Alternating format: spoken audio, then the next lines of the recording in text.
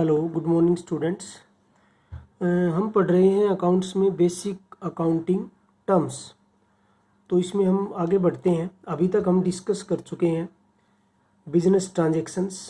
Business transaction मतलब कोई भी बिजनेस है उसके अंदर जो लेन देन होते हैं, नॉर्मली इकोनॉमिक एक्टिविटीज़। उसके बाद पढ़ा हमने इवेंट्स। इवेंट मतलब जो कॉन्सिक्वेंसीज होती हैं बिजनेस ट्रांजैक्शंस की, जो रिजल्ट सामने आते हैं, that's are called events. Capital, capital क्या है? Amount in the form of cash और गुड्स और assets invested by the proprietor. जैसे मान लो हम मिलके कोई फर्नीचर की शॉप करते हैं, आप 6 लोग मिलके और मैं मिल जाऊँ, कहो कि सर चलो फर्नीचर की एक शोरूम खोलते हैं, हम 2-2 लाख रुपए हम ले आएंगे, कुछ आप ले आना। तो आप 2-2 लाख रुपए लेके आए, 12 लाख, 5 लाख मैं लेके आता हूँ, तो 17 लाख वो हमारी क्या हो जाएगी? कैपिटल हो जाएगी। बिल्कुल सिंपल सी चीज़ है। उसके बाद आता है ड्राइंग। ड्राइंग क्या है? Amount withdraw by the proprietor और owner for self purpose. Business से जो पैसा सेल्फ पर्पज के लिए निकाला जाता है, पैसा ही नहीं, चाहे गुड्स निकाली जाए, चाहे कोई असेट्स यूज करी जाए, जैसे कि मान लो बिजनेस की बिल्डिंग ही यूज करे ओनर अपने सेल्फ पर्पज के लिए, जिसका रेंट बिजनेस से जाता हो, तो वो भी ड्राइंग कहलाएगा। तो ये हम डिस्कस कर चुके हैं। उसके बाद अगला आता है हमारा गुड्स। बिल्कुल ईजी सा है, बहुत आसानी से समझेंगे धीरे धीरे करके। आसान टर्म्स मैंने आज ली हैं। गुड्स, क्योंकि बार बार शब्द आता है goods and services, goods and services, तो हमें पता होना चाहिए कि गुड्स क्या है। तो एक बार इसमें पढ़ लेते हैं क्या कह रहा है। Goods are those all things which are purchased, क्या करी जाए? परचेज करी जाए, खरीदी जाए। मैं बताऊंगा परचेज और सेल वर्ड कब यूज होते हैं बिजनेस के अंदर। फॉर रीसेल, यानी कि ऐसी थिंग्स हैं गुड्स जो रीसेल के लिए परचेज की जाए। एग्जाम्पल लेंगे इसका। और which are used for producing the finished products which are also meant to be sold, या इनको इस प्रकार से यूज किया जाए कि जिससे फिनिश प्रोडक्ट हम तैयार करेंगे, इसका मतलब भी बेचने के लिए। जैसे एग्जाम्पल के तौर पे for furniture dealer purchase chair table, बेचने के लिए कोई फर्नीचर की दुकान है, जैसे मैंने अभी एग्जाम्पल बताया, हम मान लो फर्नीचर का शोरूम करते हैं, तो वो टेबल फर्नीचर वगैरह कुछ भी इस तरह की चीज़ें खरीदता है, तो उसके लिए वो गुड्स होंगी। जबकि मान लो एक क्लॉथ मर्चेंट है और वही ये फर्नीचर खरीदे, तो उसके लिए वो क्या कहलाएगी? एक असेट्स कहलाएगी। तो एक और है, goods are physical item of trade. Goods क्या है? गुड्स है भैया फिजिकल आइटम, यानी कि जिनको देख सकते हैं, छू सकते हैं, महसूस कर सकते हैं, वही गुड्स कहलाती हैं। सर्विसेज जो है वो इंटेंजिबल नेचर की होती है। मान लो आपकी कपड़े की दुकान है, तो आप कपड़ा लेके आते हो, बाद में कस्टमर्स को बेचते हो, तो वो कपड़ा ही आपके लिए गुड्स। आपने उसके अंदर एसी लगा लिया, गर्मी ज़्यादा होगी, मान लो एसी लगा ले, तो वो क्या कहलाएगी? वो आपकी एक असेट्स है, वो गुड्स नहीं है। तो गुड्स क्या है? जो रीसेल पर्पज के लिए खरीदी जाए। अब आपको उसको खरीद के अपने पास रख लेते हो, मान लो आप बिजनेसमैन, तो वो गुड्स नहीं कहलाएगी। और दूसरी बात है, रेगुलर डीलिंग होनी चाहिए। क्या होनी चाहिए? रेगुलर डीलिंग होनी चाहिए। जैसे कपड़े का व्यापारी कपड़े में डील करता है, रेडीमेड गारमेंट्स का वो रेडीमेड गारमेंट्स में करता है, कोई फर्नीचर का डीलर है वो फर्नीचर में करता है, स्टेशनरी की शॉप है वो बुक्स वगैरह में करता है, हम किसी मेडिकल शॉप पे जाते हैं तो उससे दवाइयाँ वगैरह परचेज करते हैं, मेडिसिन परचेज करते हैं, तो वो उसके लिए गुड्स है। सीधी सी बात है, बिल्कुल आम भाषा में, कि जिसके अंदर आप दिन भर बहुत सी दुकानें देखते हैं, शोरूम्स देखते हैं, जो उसके अंदर डीलिंग कर रहा है वही उसके लिए गुड्स है। अब स्कूल में क्या गुड्स है? स्कूल में कोई गुड्स नहीं है। स्कूल जो है सर्विस प्रोवाइड कर रहा है, एजुकेशन सर्विसेज, उसकी डीलिंग किस में है? सर्विसेज के अंदर है। एक ट्रांसपोर्ट कंपनी है, उसके लिए क्या गुड्स है? उसके लिए भी कोई गुड्स नहीं है, क्योंकि उसकी जो है, उसके पास ट्रक है, मान लीजिए 10 ट्रक है, वो माल को एक स्थान से दूसरे स्थान पर ले जाने का काम कर रहा है, वो सर्विस प्रोवाइडर है। बैंक के पास क्या गुड्स है? बैंक सर्विस प्रोवाइडर है। तो ये सर्विसेज में थोड़ा सा इंटेंजिबल नेचर की होती है सर्विसेज। तो गुड्स आई थिंक मेरे ख्याल से आपको बिल्कुल क्लियर होंगी।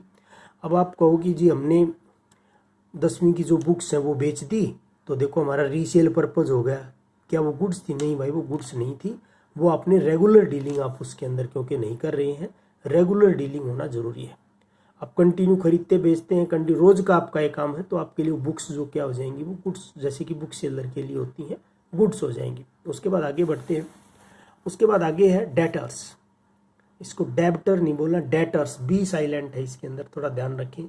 जैसे डेट होता है ना, डेट ऋण, उसके अंदर बी साइलेंट होता है, तो debtors. Debtors debtors are those persons, वो व्यक्ति हैं और फर्म भी हो सकती हैं, to whom goods have been sold, यानी कि ऊपर वाली ही जो गुड्स बेची गई हैं और सर्विस रेंडर्ड, गुड्स सोल्ड की जाती हैं, सर्विस क्या की जाती है, सेवाएं दी जाती हैं, प्रदान की जाती हैं, रेंडर की जाती हैं on credit basis, on credit basis, यानी कि उधार में। मान लो तुम्हारे दोस्त के पापा की कोई शॉप है, बुक सेलर है, वो बहुत बड़ा बुक सेलर, और उससे आपने कहा कि हमें जी अकाउंट की बुक दे दो +1 की, तो उन्होंने दे दी। उन्होंने कहा लो भाई 300 रुपये। अब तुम कहो अंकल पैसे तो नहीं आज, तो फिर कभी दे देंगे, कोई बात नहीं, आते जाते दे देंगे। तो उन्होंने कहा कि ठीक है भाई पैसे दे देना, वो आपका नाम लिख लेता। तो आप एक किस्म से उनके लिए डेटर बन जाते हैं। उसी तरह बाद में भी आप कभी कॉपी लेके आते हैं, कभी कुछ, यानी कि आपकी ट्रांजेक्शन्स उनके साथ चल रही हैं ऑर्डिनरी बिजनेस लाइफ में, तो आप डेटर्स हैं उनके लिए। Payment has not been received, क्योंकि पेमेंट आपने दी नहीं थी तो उसको पेमेंट रिसीव नहीं हुई, from them in the ordinary course of business. अब ये ordinary course of business word क्यों आया, इसका क्या लॉजिक है? आपने मान लो अपने फ्रेंड से ले लिए 500 रुपये उधार, तो क्या आप अपने फ्रेंड के डेटर हो गए? नहीं भाई, नहीं हुए, क्योंकि वो आप कोई रेगुलरली बिजनेस नहीं कर रहे, आपने वैसे ही उनसे उधार लिया था कुछ टाइम के लिए, बाद में वापस दे दिया। तो बिजनेस की सेंस में डेटर को समझे, तो बिजनेस की सेंस में डेटर यही है कि रेगुलरली जब कोई बिजनेसमैन अपना काम करता है तो आपको पता है कि माल उधार में भी बेचना पड़ता है और नगद में भी। कुछ नगद के कस्टमर होते हैं, कुछ उधार के कस्टमर होते हैं। तो जब उधार में यानी कि क्रेडिट के ऊपर जब हम माल बेचते हैं, आपके अड़ोस पड़ोस में कोई परचून की दुकान होगी, ग्रोसरी स्टोर, जहाँ से आप माल वगैरह खरीदते हैं, तो उधार में लेके आते हैं मैक्सिमम टाइम पर, कई बार बाद में इकट्ठी पेमेंट करते हैं। मिल्कमैन आता है सुबह सुबह, उससे दूध डलवाते हैं, उसको भी महीने के बाद पेमेंट करते हैं। इस तरह से सिस्टम है ना। तो ये इस तरह से डेटर वर्ड क्रिएट हुआ है, डेटर्स। तो ये असेट्स है बिजनेस के लिए। उसके बाद आता है बिल्स रिसीवेबल। अब कहोगे जी ये क्या आ गया बिल्स रिसीवेबल, B/R भी लिखते हैं। देखो, these are the bills of exchange, होता होगा कुछ बिल्स ऑफ एक्सचेंज, हमें नहीं पता, छोड़ दो अभी एक बार इसको, पता नहीं क्या होता है कुछ, बताऊंगा मैं, डिस्कस करेंगे, इसमें ज़्यादा मत बोलो। These are the bill of exchange accepted by the debtors, किसके द्वारा एक्सेप्ट किया गया है? डेटर के द्वारा, जो हमारे ऊपर डेटर बने थे उनके द्वारा एक्सेप्ट किया गया है। ये है बिल ऑफ एक्सचेंज, BR। आगे कह सकते हैं द अमाउंट मेंशन्ड देयरिन, उसके ऊपर अमाउंट लिखा हुआ होता है, कहने का मतलब will be received on the specified date, जो कि एक स्पेसिफाइड डेट को अमाउंट रिसीव होगा। अब देखो ये क्या कहानी है, डेटर और BR में क्या फ़र्क है। देखो डेटर्स में क्या होता है कि मान लो आज आपने मेरे से 2000 रुपये ले लिए, एक एग्जाम्पल लेते हैं वैसे ही। उसके बाद आपने कहा कि सर हम लौटा देंगे, बहुत अच्छे आदमी हैं, दे दो प्लीज़। मैंने कहा लो भी ले लो, कोई बात नहीं, 2000 रुपये आप ले सकते हो।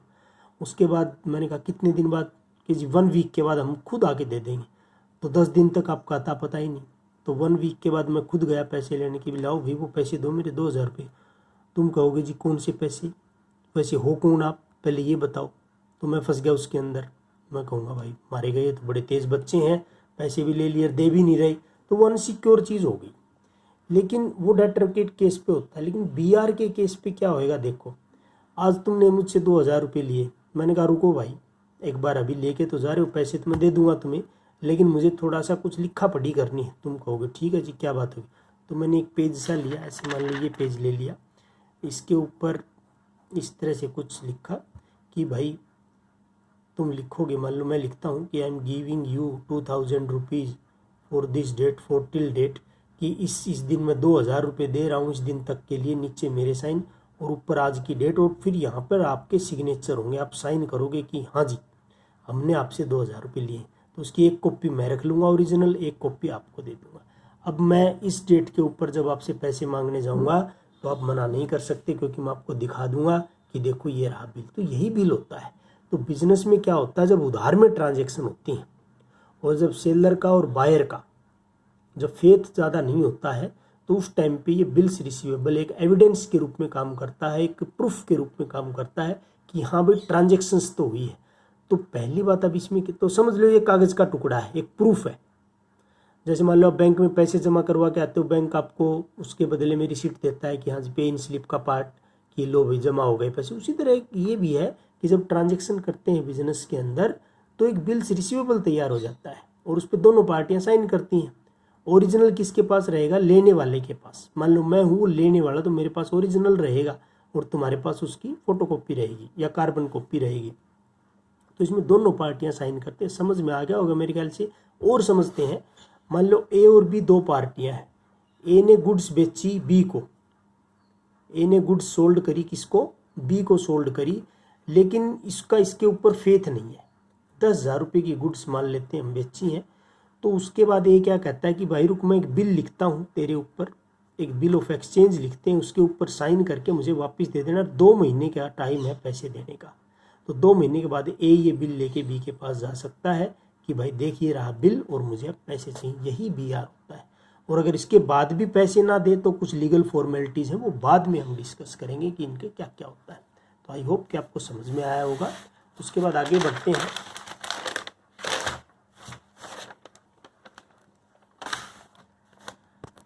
नेक्स्ट है क्रेडिटर, बिल्कुल डेटर का उल्टा।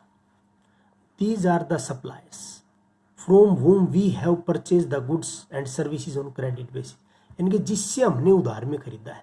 मान लो आप शॉपकीपर हो, बहुत बड़े शॉपकीपर हो, तो आप भी खरीदते हो आगे से गुड्स, कहीं से माल वगैरह तो खरीदते हो ना आगे बेचने के लिए। वो आपने किस में खरीद लिया? वो आपने उधार में खरीद लिया। आपने किस में खरीद लिया? उधार में खरीद लिया। तो आप तो हो गए डेटर उसके लिए, और वो आ गया आपका क्रेडिटर, मतलब लेनदार।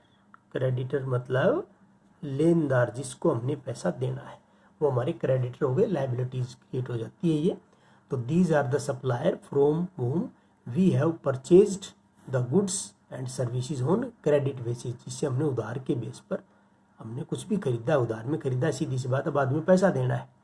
ठीक है, जैसे दूध वाले से दूध खरीदते हो, दूध ही हमारा क्रेडिटर है। पड़ोस की दुकान से कुछ सामान ले आए तो वो हमारे क्रेडिटर हैं। ये इस तरह से होते हैं क्रेडिटर्स, लायबिलिटीज। BP same. देखो अभी मैंने बताया था कि a bill of exchange become BP for the person who accept it. भाई दो पार्टी थी ना, ए और बी। ए ने गुड्स सोल्ड करी थी, इधर क्या गई थी? गुड्स। तो इधर इसने लिखा बिल, ए ने बी ने किए साइन और वापस दे दिया।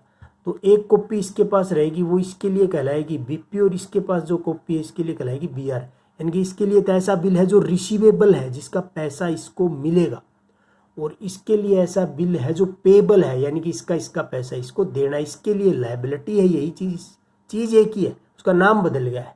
अगर वो क्रेडिटर के पास है तो बीपी है, और डेटर के पास है तो बीआर है, बिल से रिसीवेबल है। बिल्कुल सिंपल।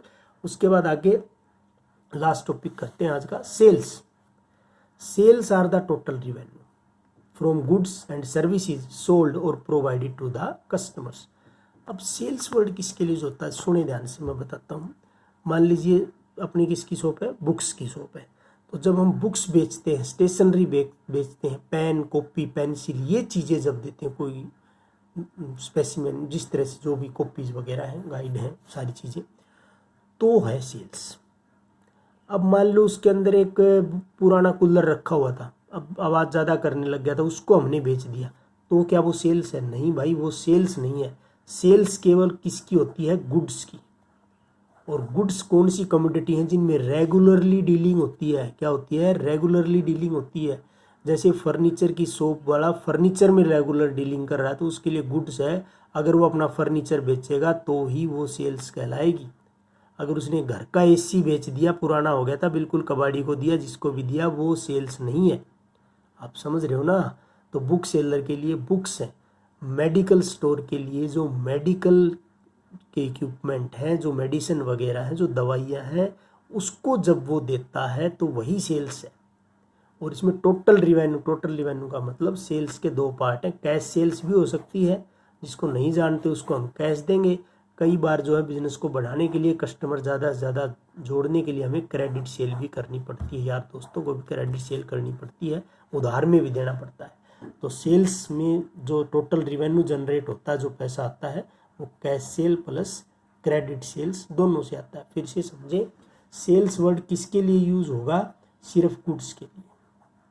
ऐसे भी आता है कि sales of building, sales of machinery, लेकिन अकाउंट में उसको सेल्स वर्ड से नहीं दिखाएंगे। फिर अलग से, जैसे मान लो हमने क्या किया, हमने अपना जो है वो बिल्डिंग का पार्ट कुछ था वो बेच दिया, तो एक बिल्डिंग अकाउंट बन के उसके अंदर हम दिखाएंगे फिर उस सेल्स को। जैसे मान लो 10 लाख रुपए की बिल्डिंग थी, 3 लाख रुपए का कुछ पार्ट्स अलग से था, कुछ बना हुआ वो बेचा है, तो इस तरह से ये सेल्स इसमें दिखाई जाएगी अकाउंट में, ना कि इस सेल्स के अंदर। इसके अंदर केवल किसकी दिखाएंगे, केवल और केवल गुड्स की ही जो है वो हम उसी को सेल्स मानते हैं, गुड्स से जो पैसा आता है। तो sales are total revenue from goods, और अगर सर्विस प्रोवाइडर है तो सर्विसेज, भाई सर्विस भी हो सकती है। इन दोनों में डिफरेंस समझें, ये टेंजिबल है, ये इनटेंजिबल है, इसका नेचर टेंजिबल है, ये इनटेंजिबल है। कुछ जो है वो सर्विस प्रोवाइडर होती हैं, कुछ ऑर्गेनाइजेशंस, कुछ जो है वो गुड्स बेचती हैं, खरीदती हैं, इस तरह से चीज़ें। तो एक बार इसको रिवाइज करें और अपने नोट्स ज़रूर बनाएं, और नोट्स को मेरे पास भेजें प्लीज़। थोड़ा सा टच में रहें, थोड़ा सा ध्यान दें, नया सब्जेक्ट है, आपको ABCD भी नहीं आता अभी इसका, तो बिल्कुल आराम से इसको समझेंगे। Okay, thank you, have a nice day.